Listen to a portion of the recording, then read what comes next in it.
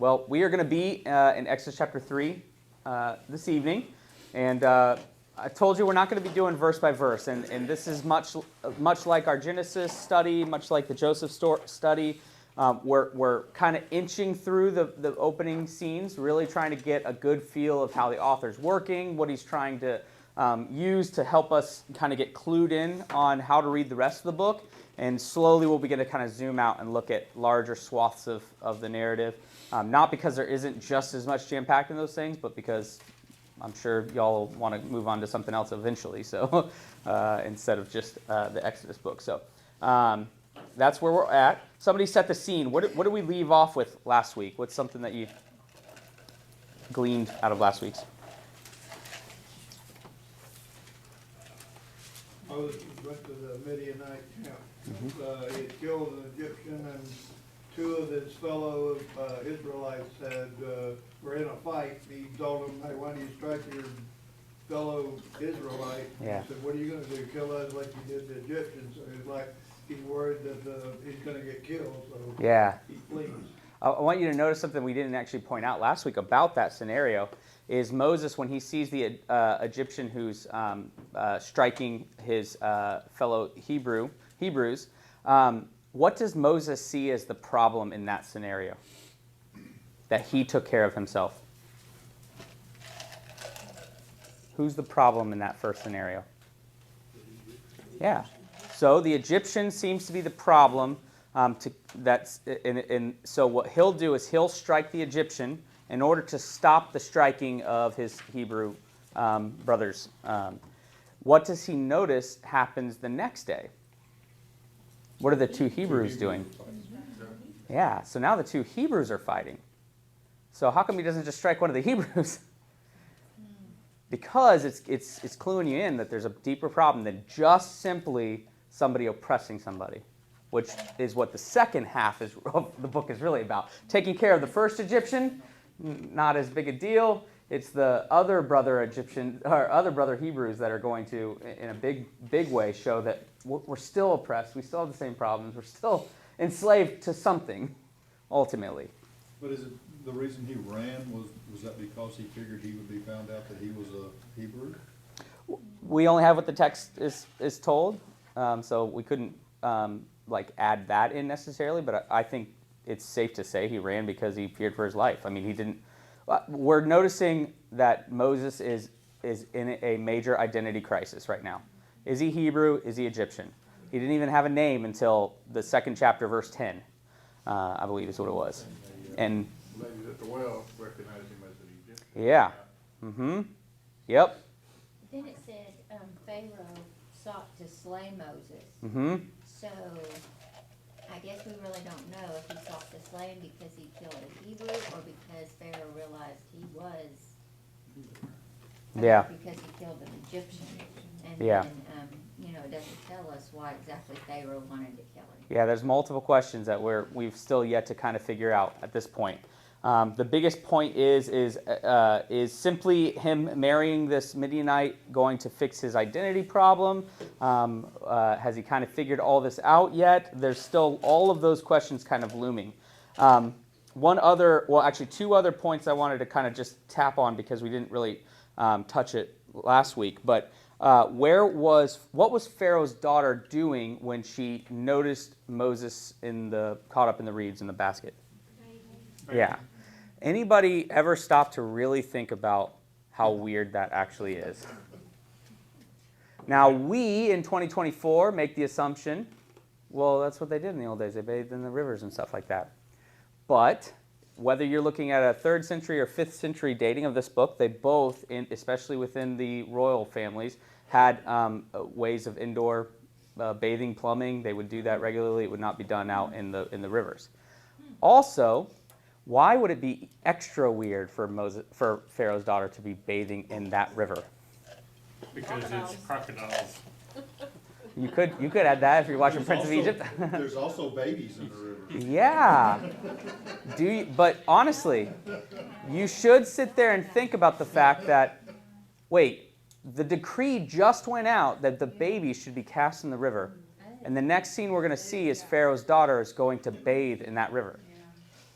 So you're left with two questions there. One, is she just some sort of weirdo?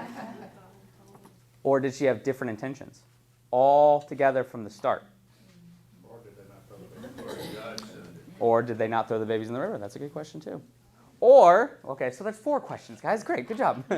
Or, very good, Joe. Did God set this whole thing up? Did God put it on her heart to go and do this? And I think that's actually that's the best question. Good job. Well, A+. maybe in hopes of that she would Yeah. find a baby floating that's not dead or something. And I think that's where you're led to begin to question, because again, that what you're noticing is the men are the feared ones, but the women's are the vessels through which God is going to use to save the baby.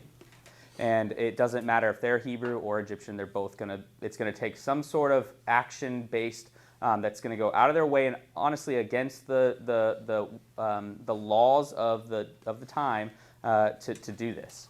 And so that's just something that I felt like it took forever for me to ever actually stand out. Like, oh, she went and bathed in that river after he told him to put the babies in there. So that's just kind of one of those things. She must not be close to Pharaoh because he didn't know she adopted this. So there's until he there's grew up. multiple explanations to that.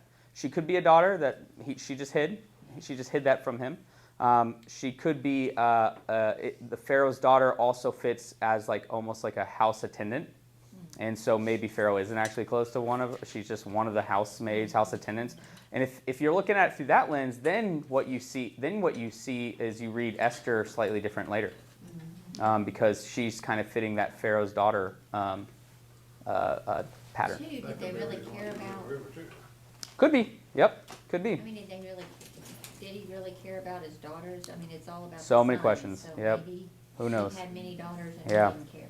Yep. I have no idea. It's a great question. Jane, did you have something?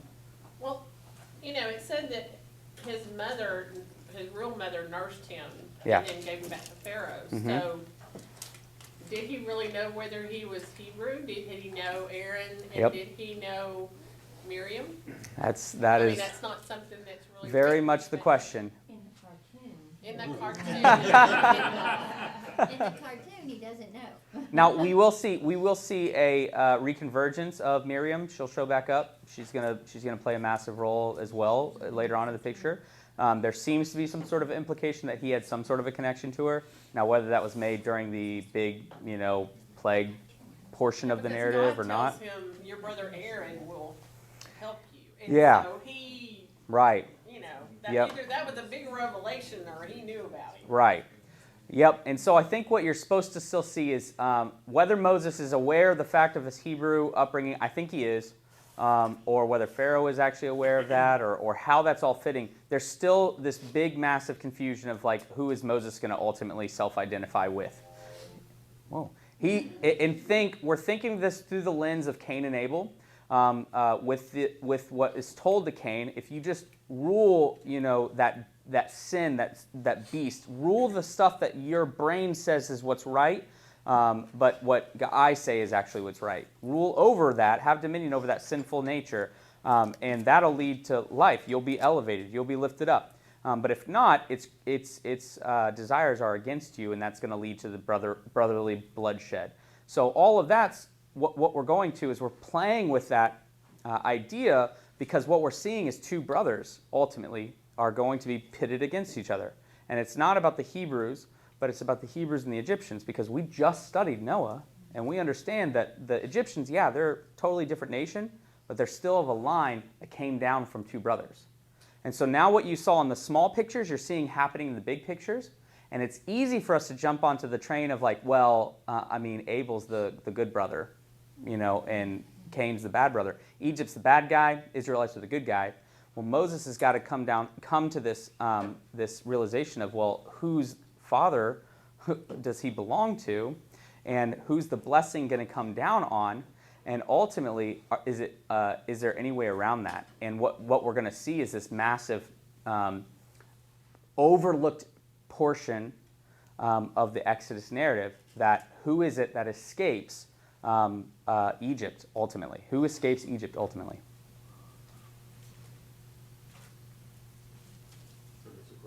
It's not a trick question, huh?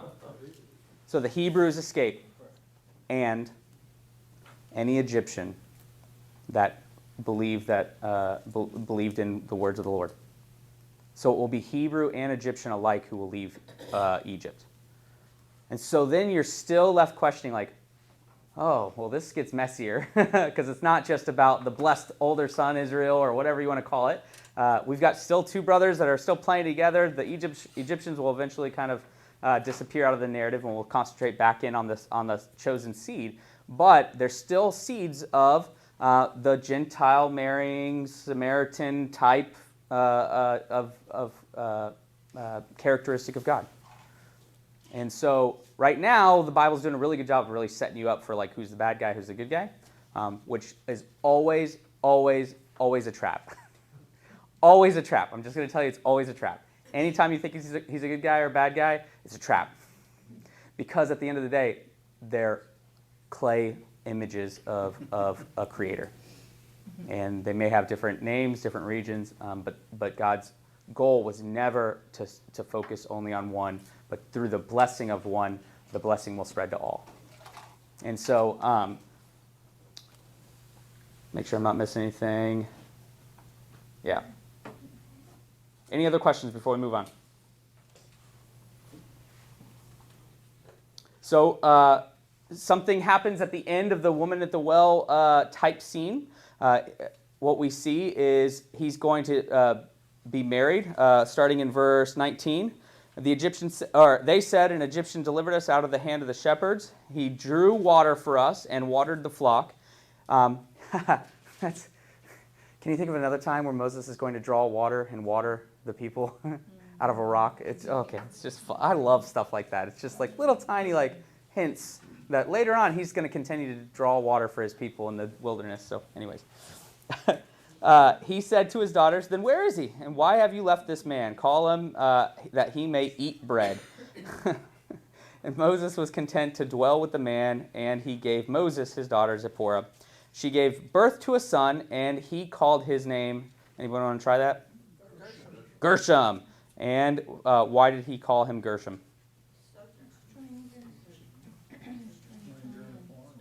So he names his kid. Somebody, let's talk through this for a second. Here's Moses. We're still figuring out this identity crisis, right? Has he figured out his identity yet? He's now married to a Midianite daughter, which just really confuses things a little bit. They have a kid. Woohoo! Next seed, next generation. What's he name him?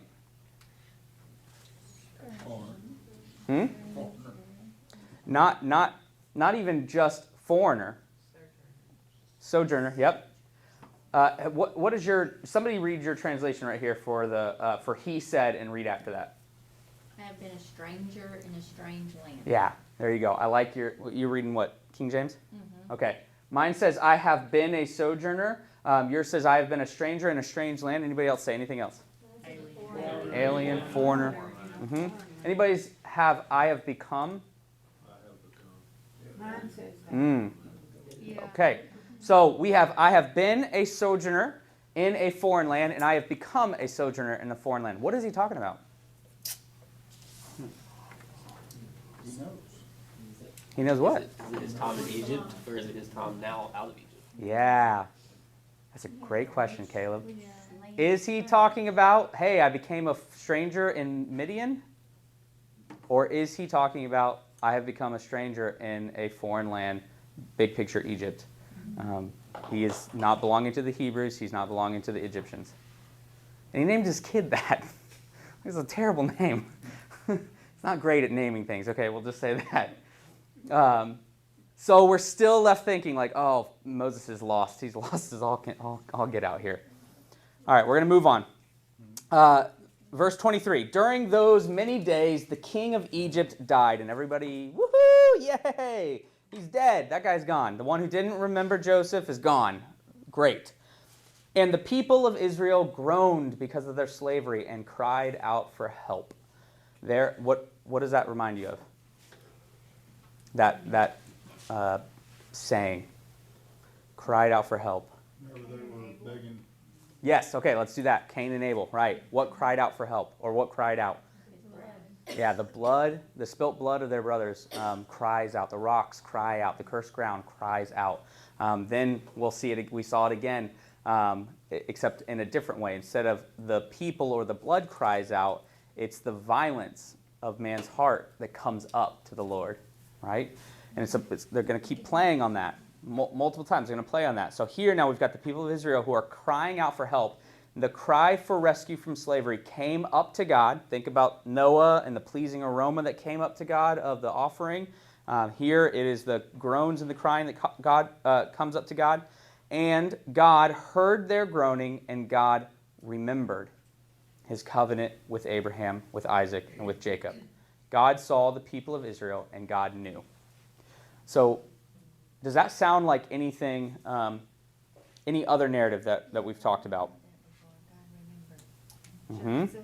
Yeah. Yeah, right. So now we've just finished. We just rolled up the scroll of Genesis, right? And here we are in Exodus.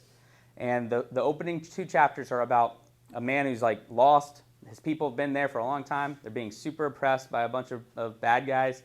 And we're not exactly sure what's happening, but we know Pharaoh doesn't remember the good. Does God remember the good? Right? And suddenly God will be react to the groanings and the cryings of his people, and he will then remember. Starting in verse 1 of chapter 3, we're going to come back to that here shortly. It says, "Now Moses was keeping the flock of his father-in-law, Jethro, the priest of Midian, and led his flock to the west side of the wilderness and came to Horeb, the mountain of God." Which mountain is he at? Horeb. Great. Horeb. Any idea what Horeb is? Yeah. Say it. Yeah, it's Mount Sinai. So here, we're clearly going to be told he returns to Mount Sinai. Here, we're told he is at Mount Horeb. It's the same exact mountain. So why 2 different names? Have we seen this before? Have we seen like name changes and fluctuations in names? Yeah, right. Did some other country take over that mountain? It's a great question. Yeah. So there's a couple thoughts. People believe that these could be a conglomeration of multiple people telling this narrative, and when it was combined together, they kept portions of both. So Mount Horeb in the start, Mount Sinai a little bit later. It doesn't quite fit necessarily because of several different reasons. It could be that Horeb is potentially being referred to as like the wilderness around Mount Sinai. Like the whole region is kind of the Horeb wilderness. It also could be a word play. Turn with me to Exodus chapter 32, verse 27. So later on in this whole passage, what we see is the golden calf narrative.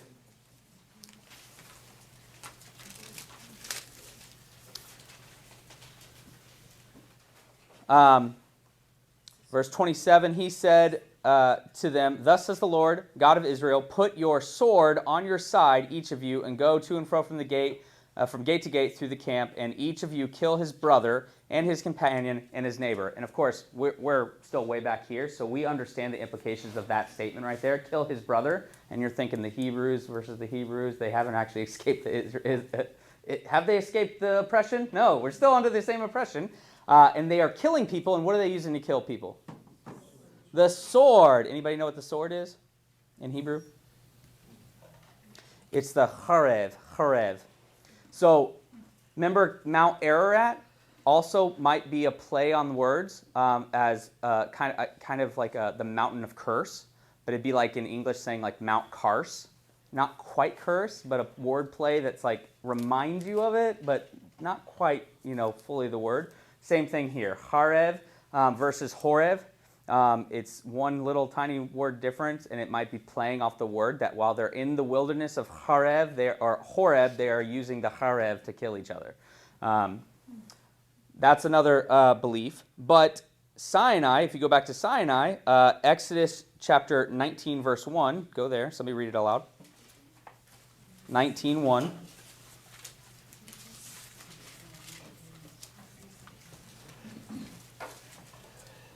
In the 3rd month, when the children of Israel were gone forth out of the land of Egypt, the same day came they into the wilderness of Sinai. Right. So the wilderness of Sinai may hint at the fact that Sinai itself is not necessarily a mountain, but the wilderness. So it's like the opposite of Horeb. It's the wilderness of Sinai is a possibility. However, desert of Sinai, it works both ways. And on this footnote here, Horeb means desert. Hor- It's talking about Mount Sinai or another high mountain in the same vicinity in the southeast region of Sinai Peninsula. Mm-hmm. Tradition identifies Mount Horeb with feet. Yeah. 6,500 feet high, Mount Sinai, 7,400 feet high. Okay. So there seems to be, there seems to be still some discrepancies as far as why and if and what. What I would put forth is this third option as to that kind of, for me, explains all of it. And it's what's going to occur at Mount Horeb. What occurs here in this the opening scenes of chapter 3? Remember? Right. What's the burning bush? Somebody summarize it. God talks to Moses. Yeah, God talks to Moses using a burning bush that doesn't burn, right? This word bush is only used 2 times in all of Scripture. This very word right here. If you have a Step Bible and you want to click on the bush, what you'll see is sene. The sene, the burning sene. What I know you can't hardly see it. S-E-N-E-H. It's the sound out basically of it. But if you continue to go down on Step Bible,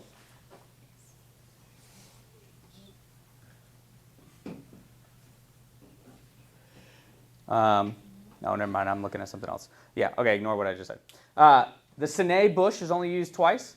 And what I believe is probably happened here is at Mount Horeb, God is going to help discover or help show both Moses his true identity, and in that sense, then Mount Horeb's new identity will be used. And it'll be used as almost a, like they're interchangeably used, like Horeb and Sinai, but when using Sinai, it is in a way of remembrance of what God did when he met Moses in this wilderness on this mountain.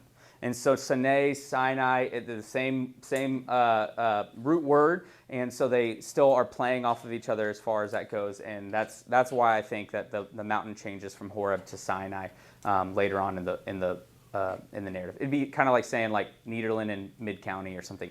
Technically, they're kind of both the same, but also they have different meanings, different understandings behind them. But any questions about that? It's just a fun tidbit. You don't actually have to realize that. But it will become important for Horeb to change to Sinai because later on we will meet more prophets, another prophet who will show up at Sinai at a much later time, Elijah, after his mountaintop experience. And so all of that will be kind of important. Okay, let's go down that passage a little bit. Verse 3, or starting in chapter 3 again. Moses is keeping the flock. Okay, verse 2. And the angel of the Lord appeared to him in a flame of fire out of the midst of a Sinai, a bush. And he looked, and behold, the bush was burning, yet it was not consumed. And Moses said, I will turn aside to see this great sight, why the bush is not burnt. When the Lord saw that he had turned aside to see God, God called him out of the bush. Moses, Moses, and he said, Here I am. Okay, anything stand out? Any things stand out in that? How long did he wait to watch the bush burn up? Okay, so angel of the Lord, how long do you wait to figure out whether the bush was actually burning or not? What did you say, Kim? Why does it say angel of the Lord and then it says God called out to Mm, him? That's a great question. This is a very deep rabbit hole that we will not go down today. Because this is not even the first time this has happened. In fact, when Abraham is sitting at his tent and the angel of the Lord shows up with the two messengers and he worships them and then they go off to destroy Sodom and Gomorrah, if you go back and you read that again, you're going to see an interchange between the dialogue of the angel of the Lord said and the Lord said. And you're going, huh? Well, angel is a translation messenger in Greek. Angelos is just a Greek transliteration word. That's where we get angel, but could mean messenger of the Lord. But the deep, deep rabbit hole is how the angel of the Lord is working. There's multiple theories behind this, that it's the personal presence of Jesus before, the personal presence of the Lord on earth when he comes to speak, or it could be an angelic just messenger. But because the angelic messenger is bringing the word of the Lord, it can be used interchangeably for either. I personally think it's the physical presence of God manifest on earth pre the incarnate Jesus. That is way too nerdy for any of that. But it's a very deep rabbit hole. There's a really good book called The Angel of the Lord. I'll have to look up the title if you want to. It's thick and really scholarly, so I've not read it all, so don't think I've figured it all out. But it's good. If you want to know the authors, tell me later.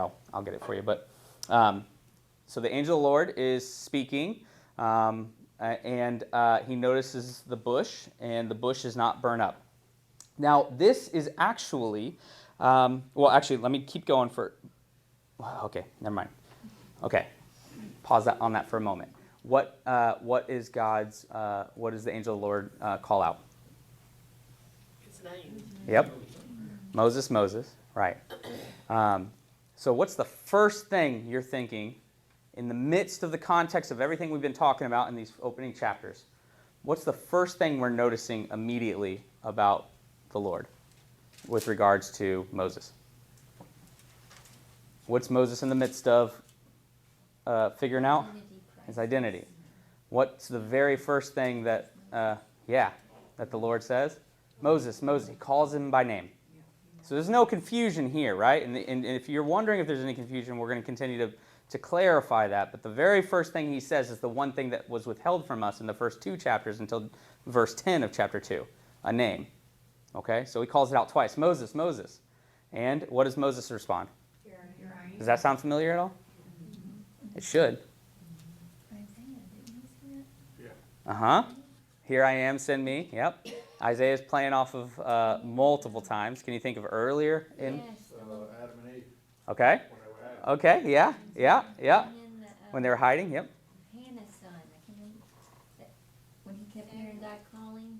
Yep, and Samuel. Samuel said, Mhm. say, here I am. Yep. And then how about Abraham? Here I am when he's going to sacrifice his son. This is a motif. This is a theme that's going to be, and it's going to be shown all throughout Scripture, right? All throughout Scripture, and it's playing off of the Adam and Eve when they're hiding. I think it's funny that he says, Yeah. here I am, when God is, I am. Well, yeah, we're going to get there. Oh, that's good. It's good. Good job, Tracy. You guys are getting too smart for this class, guys. Come on. Act dumber. I think, though, too, that whenever God calls him by name, it's a personal relationship. Now, think about this. This is conjecture, opinion. I just thought of this. Probably totally wrong, so ignore it if you want to. He says Moses twice. We said there were a double meaning for Moses, both one in Hebrew and one in Egyptian. It's conjecture, opinion, but I like it. So maybe he's like Moses, like Egyptian Hebrew. Okay, that's fun. Could be, you know. You said Moses said, here I am? Mm-hmm. I thought that was God saying. Nope. And Moses said. Moses said.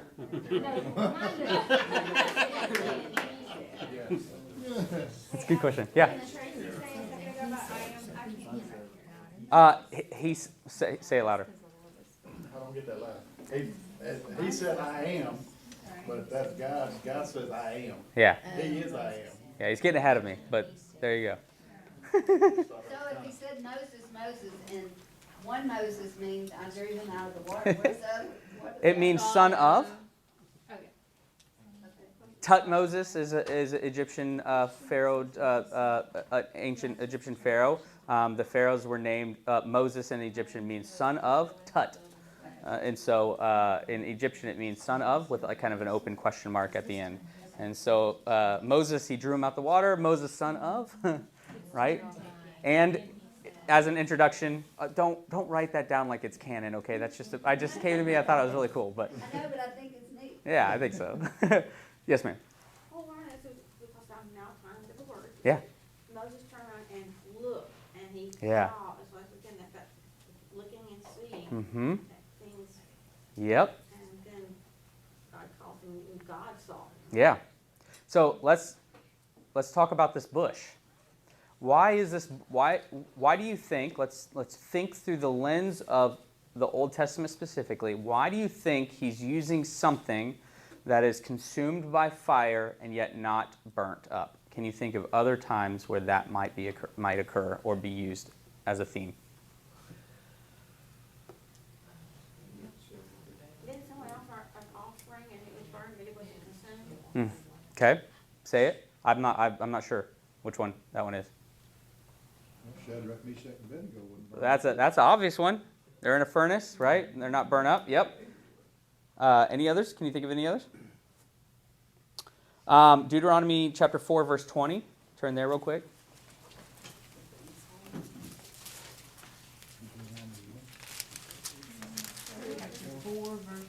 Verse 20.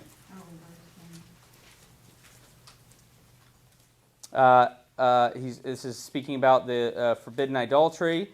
And verse 20, we're going to get to, it says, "But the Lord has taken you and brought you out of the iron furnace of Egypt." Egypt is going to be equated with the furnace, right? And who is taking them up out of?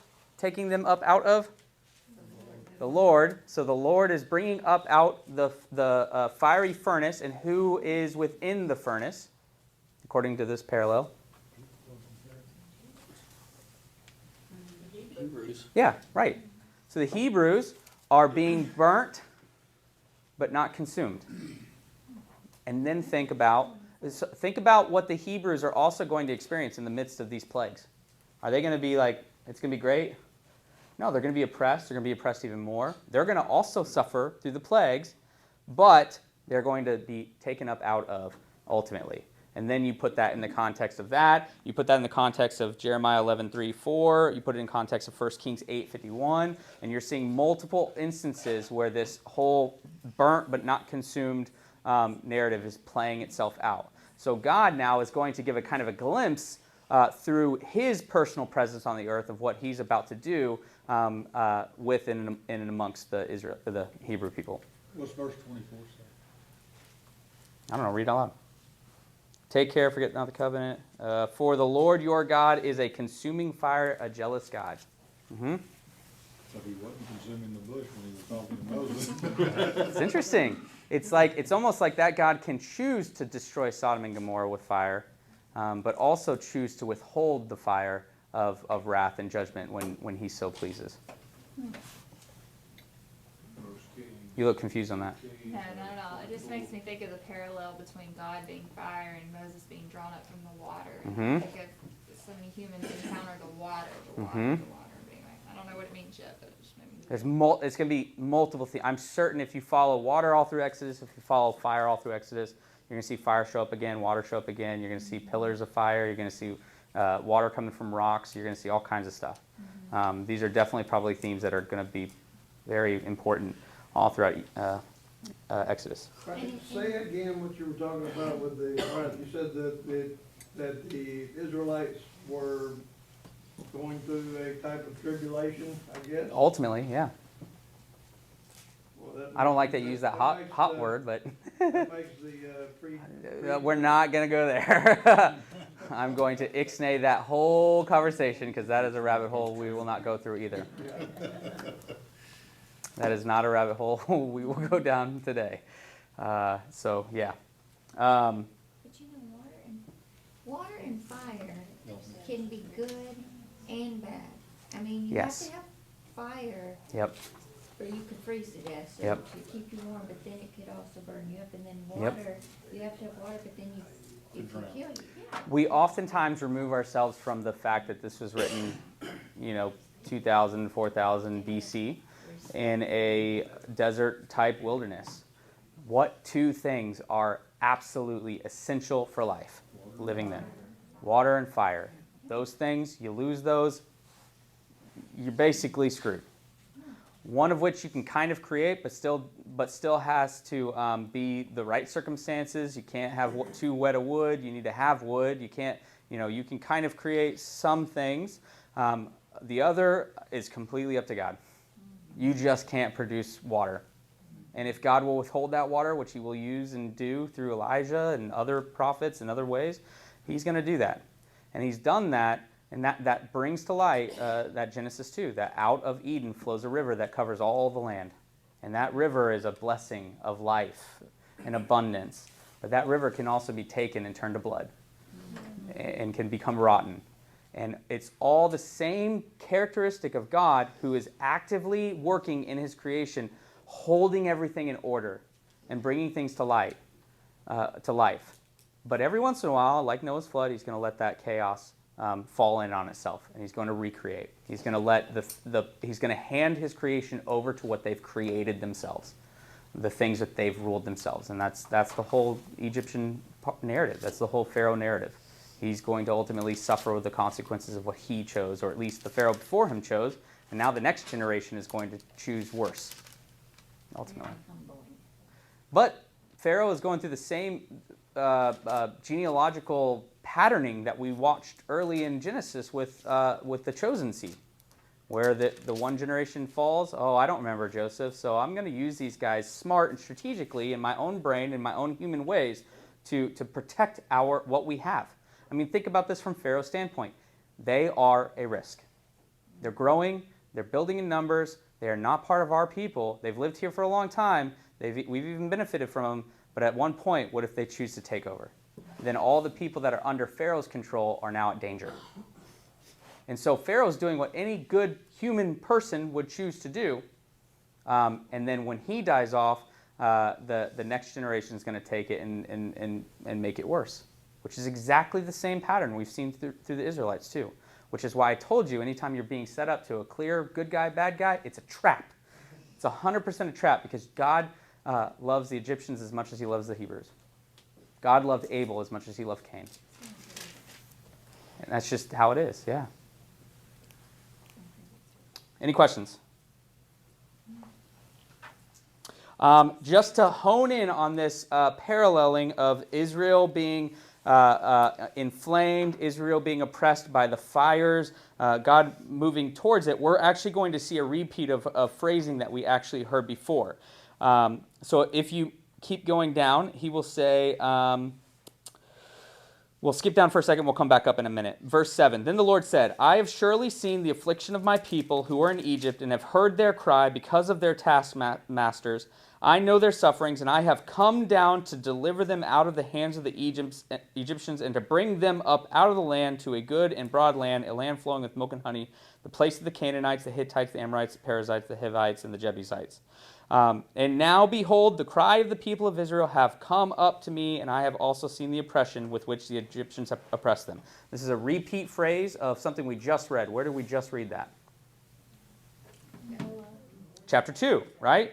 Chapter 2. Now, during those, verse 23, during those many days, the king of Egypt died, and the people of Israel groaned because of their slavery and cried out for help. Their cry for rescue and slavery came up to God, and God heard their groaning, and God remembered their covenant with Abraham, Isaac, and Jacob. So what we're seeing now is we're seeing a parallel there, and in the midst of the burning bush, he's going to talk about, he's going to deliver them out of this land of the oppressed. And then you look into those fiery depths in Deuteronomy, that God is a consuming fire, and that he's going to deliver them from the fiery furnace of Egypt. Ultimately, you're watching the patterns, and you're watching him show himself as that consuming fire that does not burn up, and it's really beautiful and really neat. But we're back to Moses. And he says, here I am. Of course, the funny question is here's Moses going through an identity crisis, and his response is, yeah, that's me. Like, I'm right here. And you're kind of left as a reader going, I mean, do you really believe that? Like, do you really believe you are Moses? Right? Because God seems to know that, but you have been questioning this entire time. Let's see if the questioning ever ends. Let's just say that. Hey, Adam. Yeah. All right, so we're talking of this land of the Canaanites, Hittites, Perizzites? This, Parasites. Yeah, no, I like it. I'm good. Yeah. anyway, are these, any of the, Don't bring up the Nephilim. We're not going to the Canaanites. Short answer, yes. Long answer, it's way more complicated, but they yeah. send the people in, they say. it's That will be the done. Joshua conquest. It will be to destroy the seed of the Nephilim, the giants, and all the corrupted seed up there. Can't you imagine Moses was like, this sounds good, and then he says, and it'll be this land. And he was probably like, oh no. Yeah, right. Yeah. You got to wonder, like, does he know that land? Has he ever heard of that land? And we're 400 years past that, you know? I mean, I don't know. I don't know. And also that it's a spacious land, and it's really not, it's small. Egypt is spacious. Isn't that funny? That's funny, yeah. It's a teeny tiny place. Yeah, it's great. It's really not that much greater than Sinai, to be honest. Sinai is a brown, ugly desert, and Israel is a skinny, brown, ugly desert for the most part. Well, in the show, it makes it look like, when they part the sea and all, it takes forever for them to get across that little bitty part right there, so. Well, the Red Sea or the Nile or the Jordan. Oh, okay, we'll get to that. No, you're good. Stop being so smart. Okay, verse 6. Identity crisis. Remember. And he said, I am the God of your father. That is a change in this statement that we've heard over and over and over again. And he's not the God of Pharaoh, so. So usually it is, I am the God of your fathers. It's always plural. I'm the God of your fathers. And you know what comes after that, right? What three people are always thrown into that? Abraham, Isaac, and Jacob, right? There you go. The covenants, the Old the Genesis patriarchs, they're amazing. I am the God of your fathers, Abraham, Isaac, and Jacob. What does he not say? Fathers. What does he say? I am the God of your father. Now, who is his father? We are given one verse on him, and he straight up disappears the rest of the story. We know nothing about his father. Yeah, the question is it? Not literally, but yeah. That is the question. But someone seems to know that answer, and who seems to know that answer? It seems to be God. God seems to know. And Moses, I wonder if Moses knows. We don't know, right? And so Moses, in the midst of his identity crisis, whose seed does he belong to? Well, he is meeting the God of that father. The father of the God of Abraham, the God of Isaac, the God of Jacob. Now, what did he just solidify in Moses' mind right then? Yeah. Moses, you are Hebrew. You are Hebrew, and I am your God. I'm the God of those people, and I'm the God of you, ultimately. And as we continue on, Moses hid his face because he was afraid to look at God. Then we're going to see a parallel to the next time that Moses hides his face because it's too dangerous to actually look at God. We're going to see his backside, right? He's going to hide himself and he's going to peek through the cleft of the rock. Okay, I'm sorry. Okay, moving on. All right, we've just saw that. Now we're going to skip down to verse 11. Let's go back to 10. Come, I will send you to Pharaoh that you may bring my people, and in case you were questioning, the children of Israel out of Egypt. But Moses said to God, who am I? And this is where all the readers go, are you kidding me? Identity crisis solved. Why are you questioning again who you are? We've just told you. But yet that deep ingrained sense of who do I belong to? Who even am I? Where's my identity belong with? Who is just inside of Moses that he responds, who am I that I should go to Pharaoh and bring the children of Israel out of Egypt? Now, if you were human and you looked out, we are human, that was dumb. If you're listening to this and you know Moses' background, why would he be the optimal person to actually go to Pharaoh? Because he lived in the palace. He lived in the palace, he's got a connection. He's got a connection to Pharaoh. He's got people in high places, and he's obviously got a connection to the Hebrew people. He's actually the perfect person to go to Pharaoh. So God is going to then lay out this 20-step process about why God chose him to do this, right? But in his mind, he thinks Pharaoh's after him because he knows that he killed the Egyptians. No, that Pharaoh died. Wrong Pharaoh. Yeah, it's good, but that Pharaoh's gone. Okay? The question is, what makes most sense is the fact that he is the right person. So let's listen to God's response to that. Yeah. Okay, I'm Yeah. thinking of the cartoon again. So, in the cartoon, he was brother with the real Yeah. Pharaoh's son. So would that new Pharaoh, would he possibly have grown Ignore the up? cartoon. That's a made up part. Well, I'm just Yeah. wondering, but did he Yeah. grow up with maybe? I don't the know. new We're only Pharaoh? given what we know. So maybe he would know the new Pharaoh Possibly. if it was like Possibly. his son. You never know. We don't necessarily know who became Pharaoh after that Pharaoh. I still think the point is less about that and more about he's the obvious one, obviously, but how does God respond is really what we're trying to get to.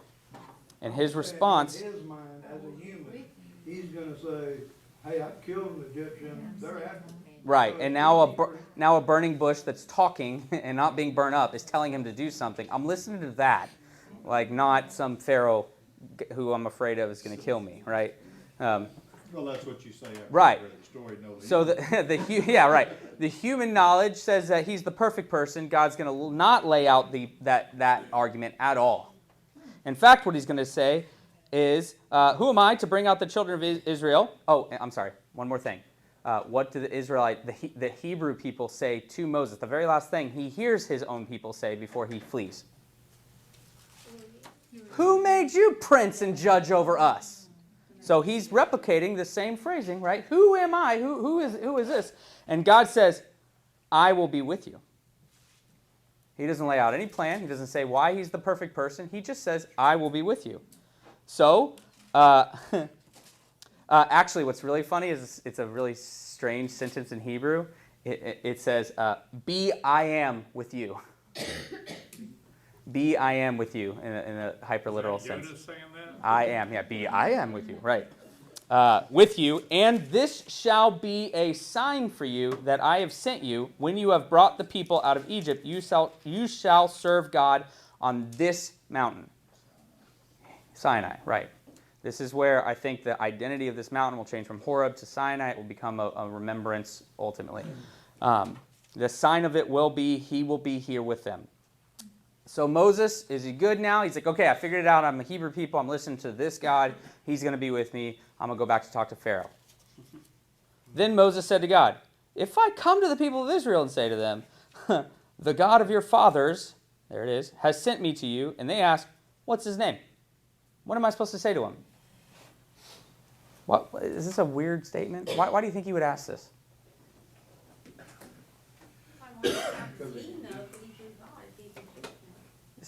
Okay, so the implication is, does Moses even know the Hebrew God? Okay, so that's one implication, yeah? Well, he's always just called the God of Abraham, the God of Isaac. I mean, Mhm. he really never has had a Mhm. name other than God. Mhm. So, Except that the Lord, all capitals, Yahweh, will have been used multiple times. And actually, if you continue, I think actually I have to look back where it says it.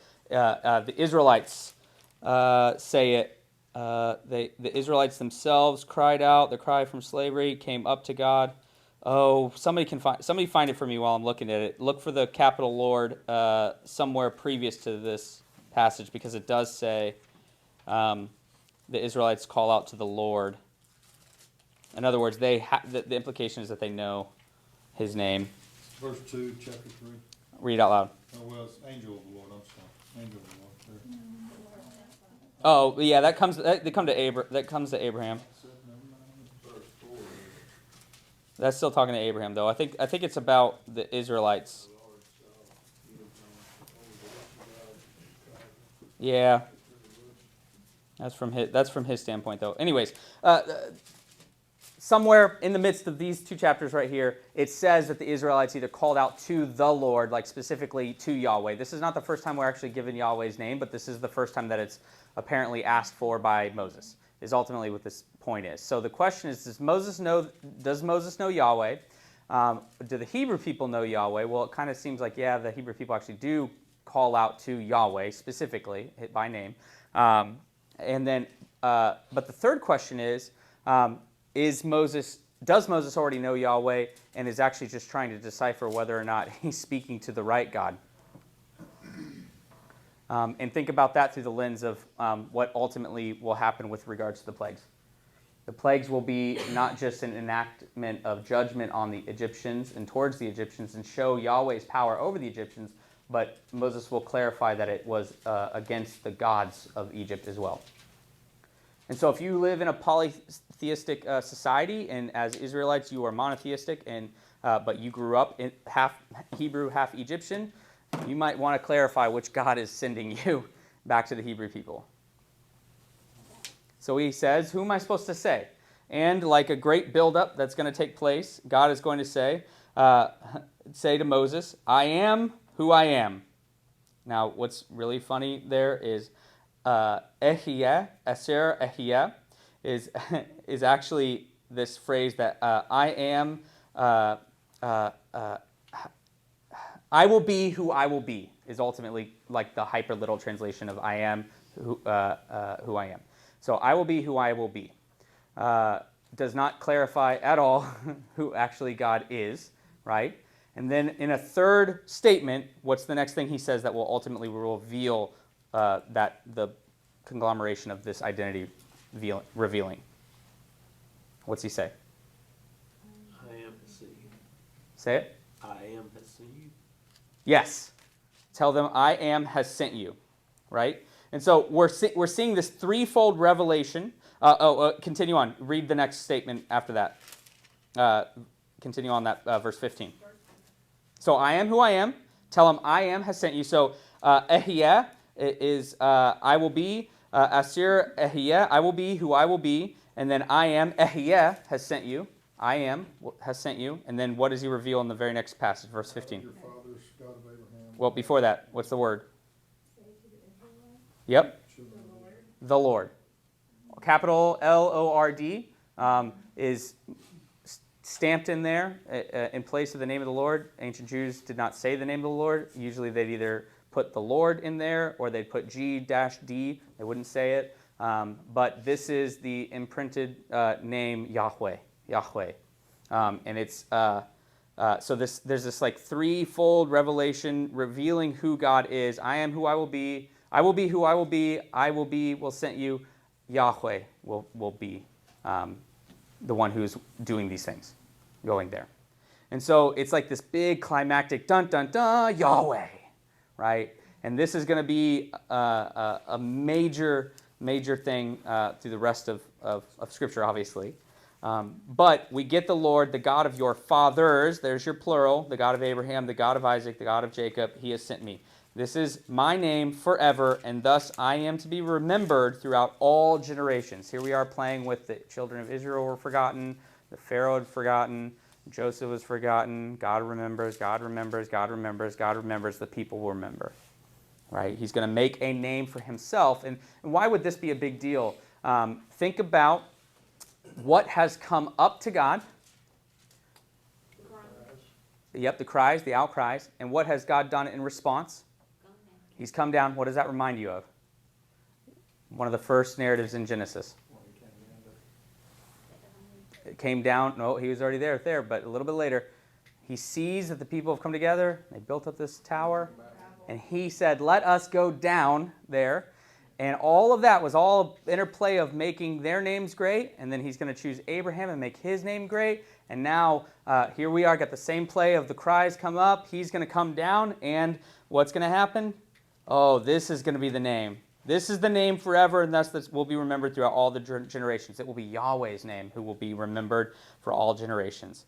Go and gather the elders of Israel together and say to them, the Lord Yahweh, the God of your fathers, Jacob, of Abraham, Isaac, and Jacob, has appeared to me, saying, I have observed you and what has been done to you in Egypt. I promise that I will bring you up out of the affliction of Egypt into the land of Canaanites, Hittites, Amorites, the Perizzites, the Hivites, and the Jebusites, to a land flowing with milk and honey.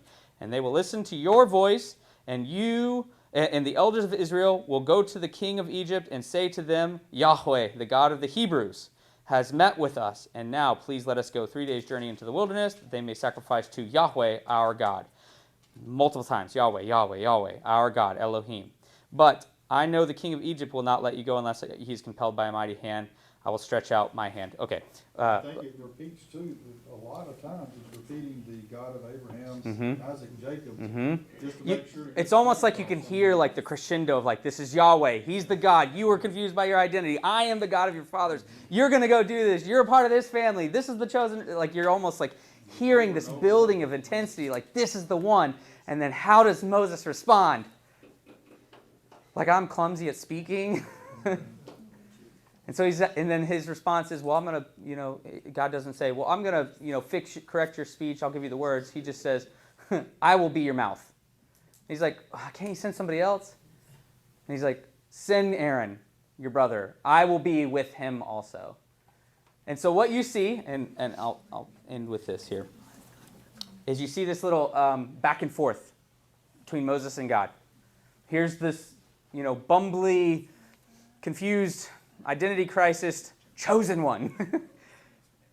Who am I? I will be with you. Who are you? I will be whoever I will be. What if they don't believe me? What's in your hand? A staff.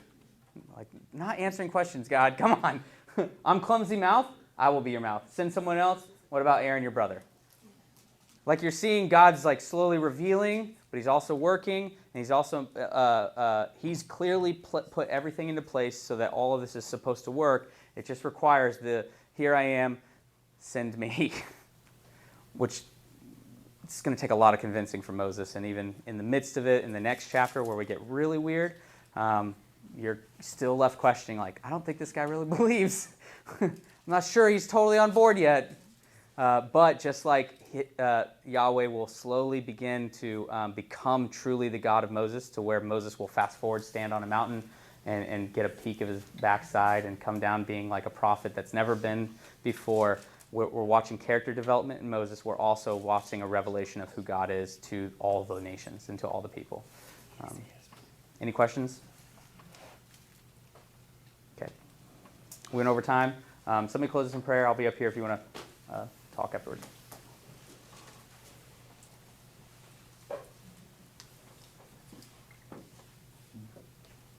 Okay, I'll pray. God, thank you so much for this time in your word. I pray that you'll be with us this week. Help us to just meditate on this throughout the week. Help us to just gain more appreciation for the fact that you've given us this incredible work of art in your word that is doing exactly the same thing as we study it. It is slowly revealing who you are and what our identity is in you. While we're reading a narrative about a guy that happened so long ago. God, we're so thankful for that and that it's applicable to our lives today. I pray that you'll just keep us safe, keep us dry this week, and just help us to just learn and grow closer to you. We love you in your name. Amen.